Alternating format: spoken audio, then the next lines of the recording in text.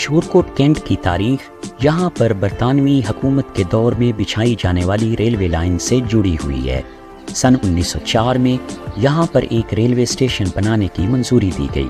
اس railway station کا نام نیلیاں والی ریلوے اسٹیشن رکھا گیا۔ اس وقت یہاں پر مقامی آبادی انتہائی کم تھی۔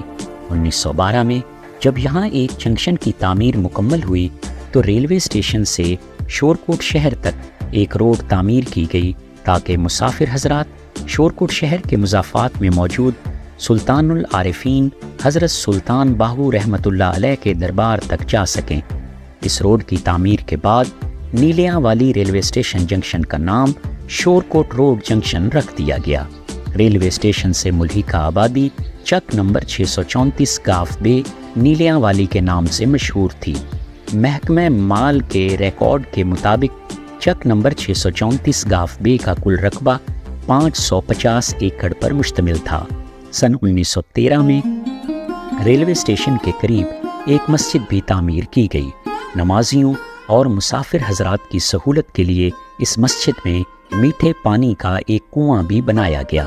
اس کنویں کی مناسبت سے یہ مسجد ٹھنڈی کھوئی والی مسجد کہلاتی تھی۔ اس مسجد کے قریب کچھ سرائے بھی تھیں جن میں مسافر حضرات رات کے وقت قیام کرتے تھے۔ سن 1940 کی دہائی میں شہر کے وسط میں ایک بزرگ تشریف فرما ہوئے۔ وہ مٹی کے ایک چھوٹے سے ٹیلے پر قیام فرما رہتے، لوگوں کے لیے ٹھنڈے پانی کا انتظام کرتے اور لوگوں کو راہ ہدایت پر چلنے کی ترغیب دیتے تھے۔ ان کا اصل نام غلام محمد رحمۃ اللہ علیہ تھا۔ مقامی لوگوں کے مطابق بزرگ فرمایا کرتے تھے کہ یہ گاؤں ایک دن لاہور کی طرح بارونق ہوگا، اسی وجہ سے لوگ انہیں بابا لاہوری سائیں کے نام سے پکارنے لگے۔ دربار سے متصل ایک مسجد بھی موجود ہے جس کا نام جامعہ مسجد صدیقیہ دربار بابا لاہوری سائیں ہے۔ سن 1947 میں تقسیم ہند کے وقت اس علاقے میں ہندوستان سے آنے والے مہاجرین بھی آباد ہوئے۔ ان مہاجرین میں سے زیادہ تر کا تعلق ہندوستان کے ضلع جالندھر، ہوشیارپور اور لدھیانہ سے تھا۔ سن 1965 کی پاک بھارت جنگ کے بعد پاکستان کی حکومت نے اس علاقے میں ایک ایئر بیس بنانے کا فیصلہ کیا۔ سن 1967 میں اس ایئر بیس کی تعمیر مکمل ہوئی۔ اس ایئر بیس کا نام سن 1965 کی جنگ میں شہید ہونے والے ایک عظیم پائلٹ اسکواڈن لیڈر سرفراز احمد رفیقی کی نسبت سے رفیقی ایئر بیس رکھا گیا۔ اس ایئر بیس کی تعمیر کے بعد شورکوٹ روڈ کا نام تبدیل کر کے شورکوٹ کینٹ رکھ دیا گیا۔ سن 1967 میں یہاں کنٹونمنٹ بورڈ کا قیام عمل میں لایا گیا۔ ابتدا میں کنٹونمنٹ بورڈ کا دفتر مین بازار میں موجود ٹاؤن کمیٹی کے دفتر میں کام کرتا رہا اور سن 1976 میں کنٹونمنٹ بورڈ کے دفتر کو موجودہ عمارت میں منتقل کر دیا گیا۔ شورکوٹ پاکستان میں موجود وہ واحد کنٹونمنٹ ہے جو کہ مکمل طور پر کچی آبادی پر مشتمل ہے۔